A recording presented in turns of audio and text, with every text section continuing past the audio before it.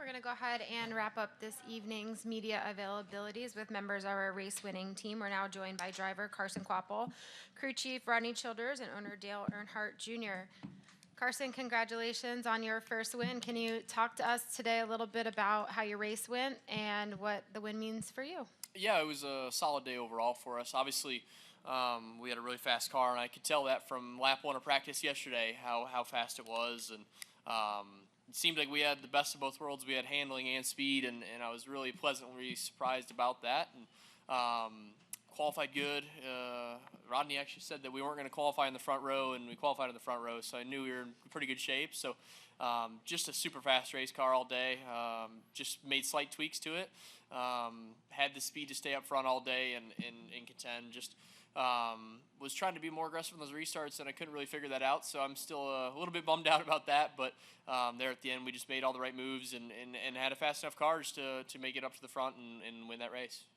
Awesome. We'll go ahead and open it up for questions. If you have one, please raise your hand and we'll get a mic over to you. We'll start down here with Jordan. We'll go to Bob and then to Zach. Jordan Bianchi, The Athletic. Dale, we'll start with you. We've seen a lot of different emotions from you when your drivers have won races or even championships, but I personally don't remember you tearing up like you did during your interview on TV there. Where did that come from? Well, I think it comes from working hard with Carson over the years and trying to help him realize his dream, watching his family sacrifice for Caden and for Carson to have the opportunities to race, knowing what they're putting into it, knowing that Travis would love to be here for this, and he's in Langley with Caden, working on his career and his chances to race. And you get to working with these guys, and you become family. You become like brothers, like father and son, whatever relationship you want to compare it to. It's just they are as important to you as your own kin, and so you try hard to. I feel a lot of pressure, I think, to provide him a race car that I think's capable of his talent, or worthy of his talent. So, I don't know. I just was really happy to see him get one last week, or the last race at Atlanta. He was disappointed with how that landed, and we talked about it. We had a good points day that night, even though we didn't get the win we wanted, and came here focused, got the job done, and now we're even better off in the points. So just a couple of great weekends for us. And from here on out, him and Rodney are together. They're going to be tough, and I expect that we'll contend for more of these. And then Rodney, you've talked about how important it was to get into victory lane with him, and now you've actually done it. What is that like for you? Yeah, I mean, Dale reminded me of our first talks, and really that's the reason I'm here. It was about Carson. It was about, getting Carson in victory lane. It was about racing with Carson and to fight for a championship eventually. And, to see that kind of perspire as the years went on. There's other races that we could have won this year with Carson, and honestly, I didn't do a good enough job. So,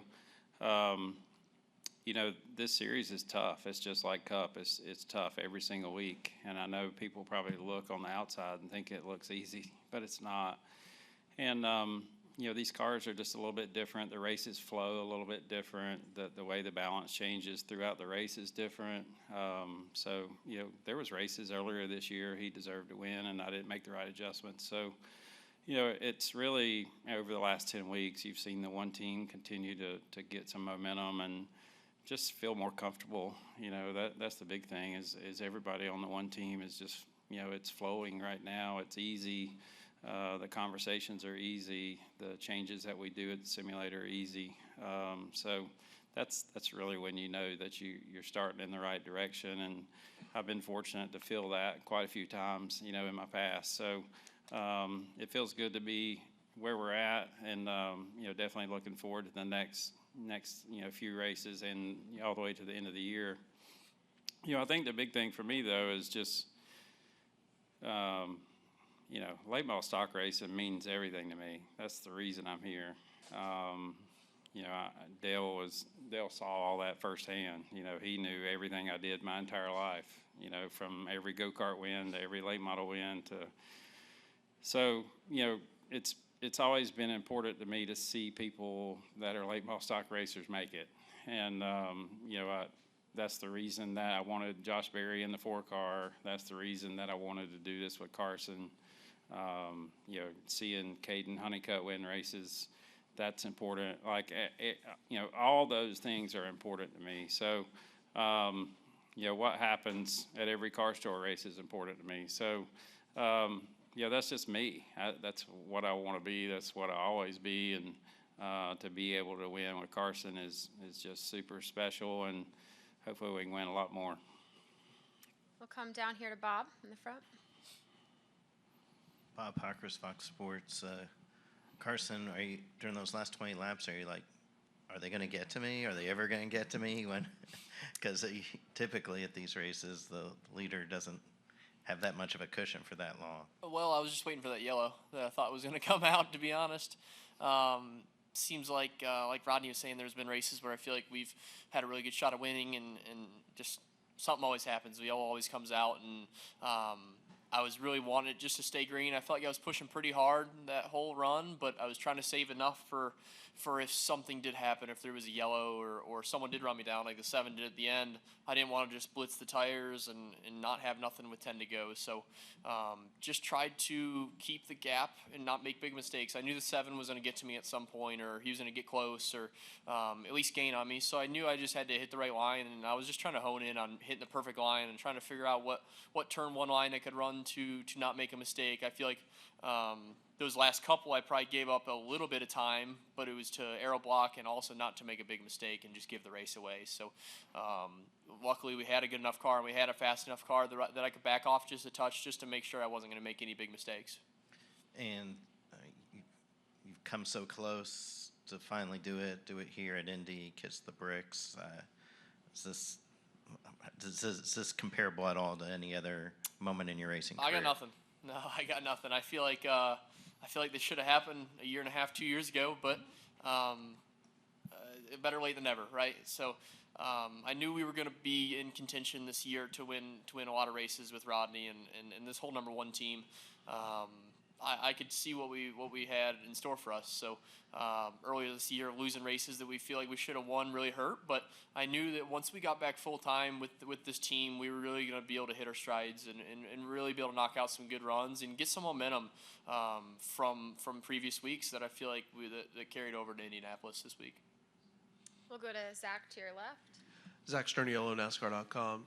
Carson, you kind of touched on it there, but you've known how much you needed to capitalize with this group particularly. To do so and actually go through those emotions, what does it mean to celebrate this moment with this one team? Oh, it's amazing. I mean, I would have loved to win with the 9 team, the 91 team, any team. I just want to win. But to win with this one group is amazing. They're a great group of guys. Like he said, everything's flowing good right now. I know all the guys. I can walk up to any of them and just talk about whatever, family and anything. So everything's going really well right now. And I knew this team was going to be the one that we were going to be able to really knock out some really strong runs with. And I wouldn't say that I'm the best racer for a track like Indianapolis, but when you have such a fast car under you, it just makes it so much easier to learn and adapt and to figure a place like this out. Dale, kind of lost in this is the fact that you guys swept the top 4 positions here today. What does that say about JRM and the strength that you guys continue to bring to the racetrack? I promise you, I don't take any of that for granted. I know how difficult this sport is, and I know how hard it is to get 1 out of 4 cars running good, much less all 4 running as well as they are, and having a 5th car out there being competitive.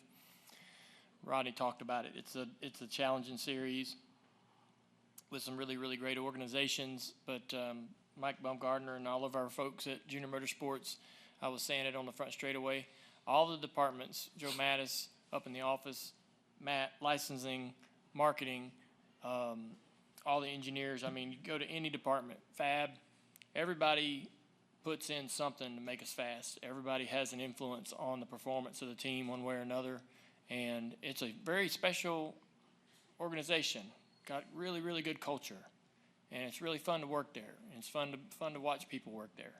And so, we got a really, really good thing going right now.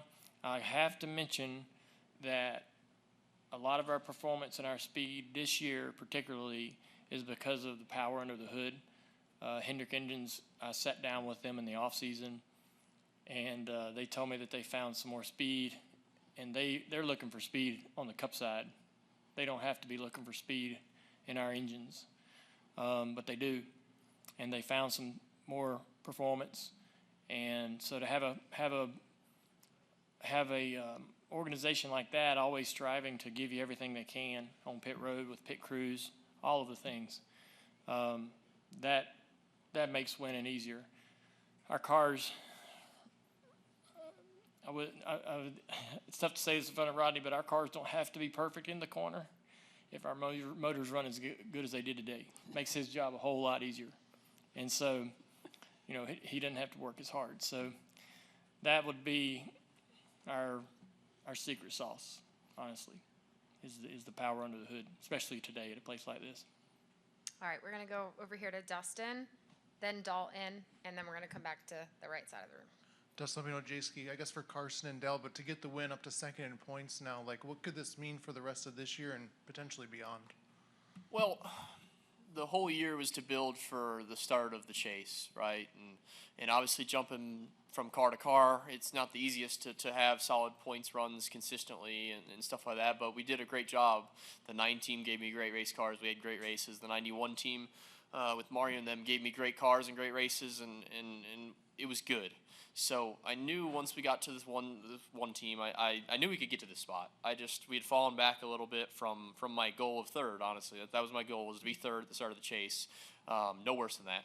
So we fell back to 6th, maybe 7th at one point, but we just slowly clawed at it. And in the last couple of weeks I've been in Rodney's cars, we've made some big chunks. We've made big chunks at that points gap, and we went from 60 back to second. I don't even know how far ahead, but we made up a big chunk over these last 2 races, and it's just because these cars and engines, like Dale said, they're just powerhouses. It's an honor to drive these cars because they're so fast and they do everything you want. So just been crazy how we've been able to have a consistent season all year, but in these last 2 or 3 races, we've been able to make some huge swings at it. We're going to go to Dalton, and then we'll go to the back row over here. Hey, Carson, Dalton Hopkins with the front stretch. Your dad didn't, I know he had very few starts in the O'Reilly series, but he never got to win in this series. Is there bragging rights awaiting him when you get home?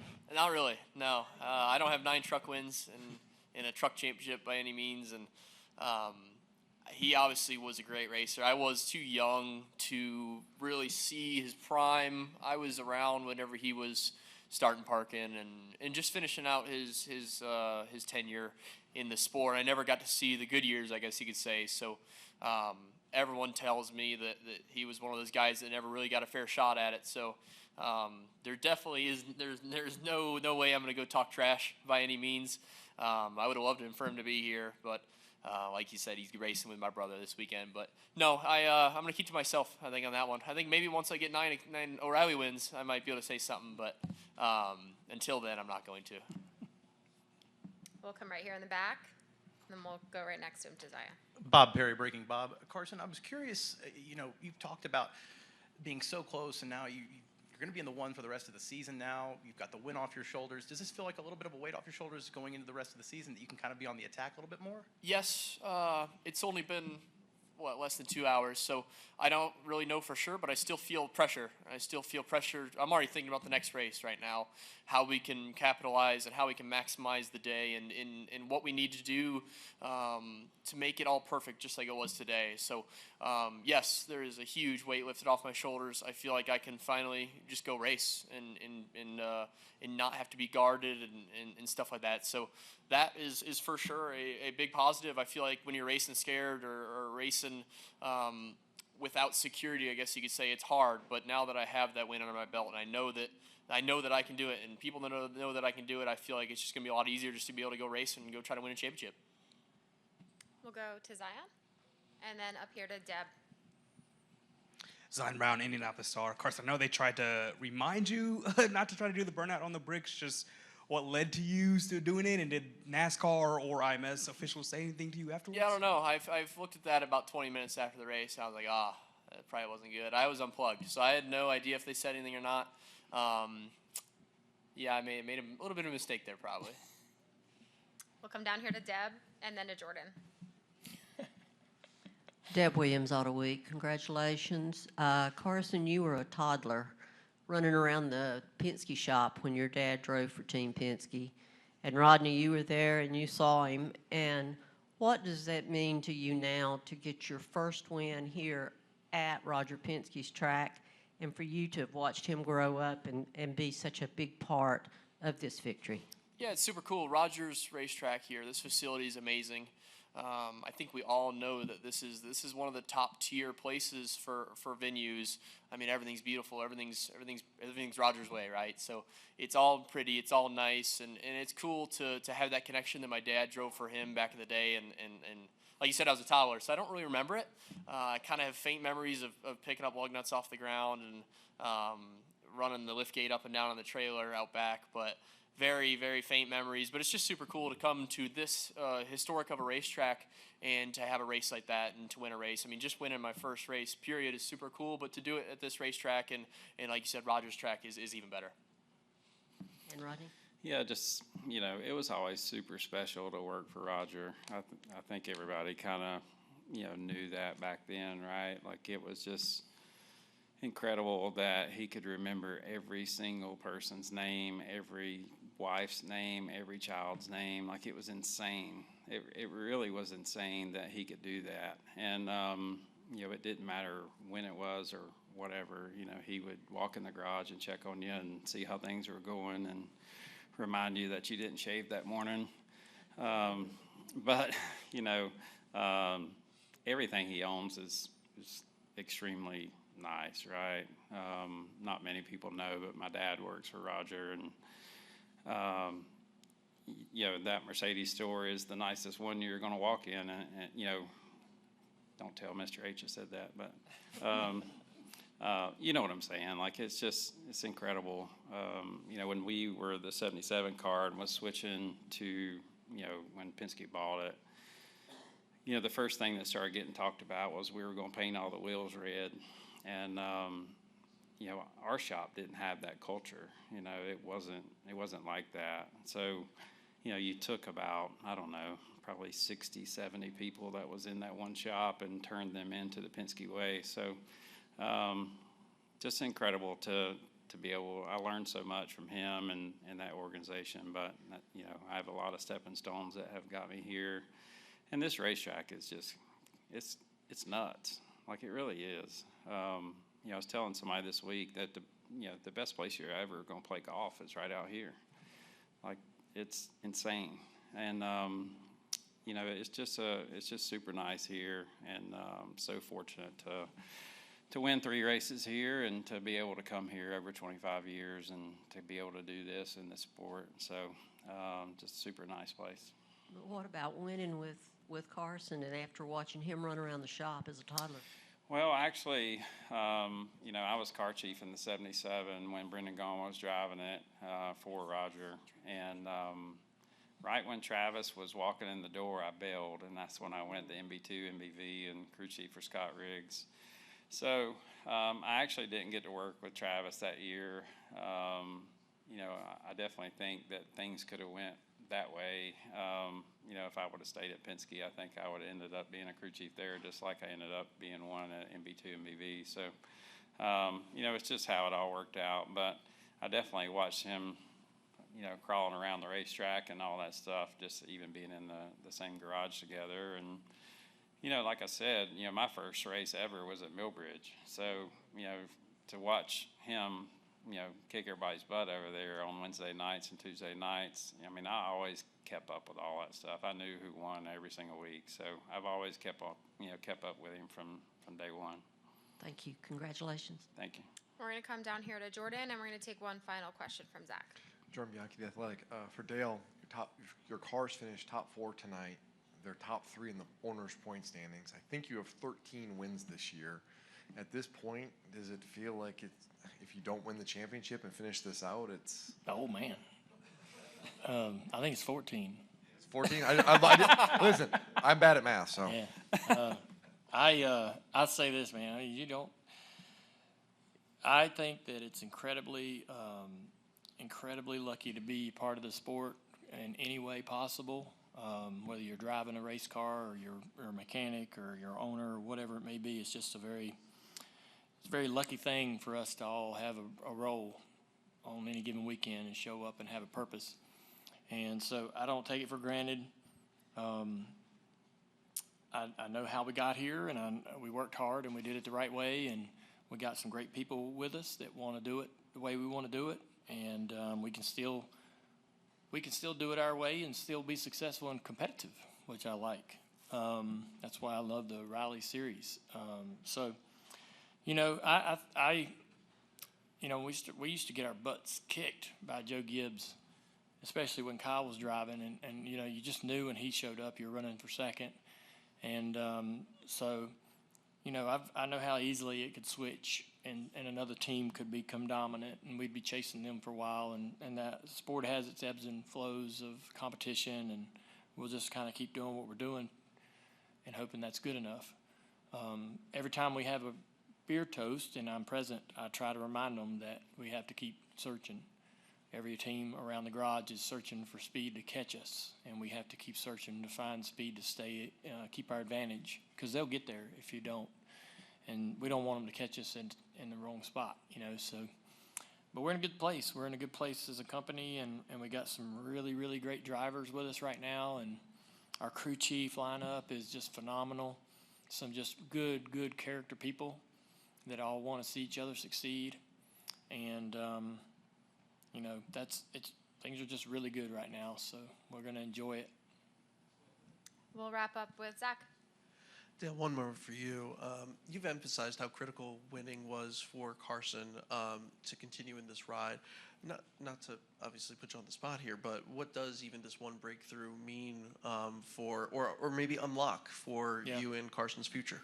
Well, I think, you know, Carson, anyone in this series, anyone in the O'Reilly series, to stay here or to get future opportunities, you have to win. And to stay in the Cup Series, you have to win races. And so you have to achieve. Maybe you don't need to win. Maybe your team's not a winning team, but if you can overperform or overachieve in that team, you presented with new opportunities. And I think that Junior Motorsports is one of the top teams in O'Reilly, and so anybody that runs there needs to be able to win races, to be able to seek and see new opportunities and new doors open up for them. And Carson, Travis, his entire family have worked really hard to put together partnerships and support to be able to get us to where we can race with Carson full time in this series. And if we don't win, you know, that support's not, it has its limitations. And so he was really disappointed that he didn't win in Atlanta. Nothing against Marcus's racetrack, but I think a win in Atlanta is speculative. It isn't a career needle mover. Not like a win at a mile and a half or a road course or Indy. And so as disappointed as Carson was about not getting the job done there, I told him last night, I said, your destiny is to win this race. This is, you know, after seeing what the car could do in practice, you're supposed to win here on this property in front of these, you know, this audience. And so, you know, that creates momentum as well with Rodney. Rodney has got so much experience. I mean, they're in such a great position from this moment forward after this win to build momentum and confidence and really challenge for the championship. So if he can win a couple more races, challenge for that championship, win that championship, you know, the phone's going to be ringing, and you know, we'll be fielding opportunities left and right to try to, you know, keep his career going. You know, that's what it's all about. I believe in him, and so that's, you know, we have to win races to keep racing. All right, gentlemen, thank you for your time and congratulations.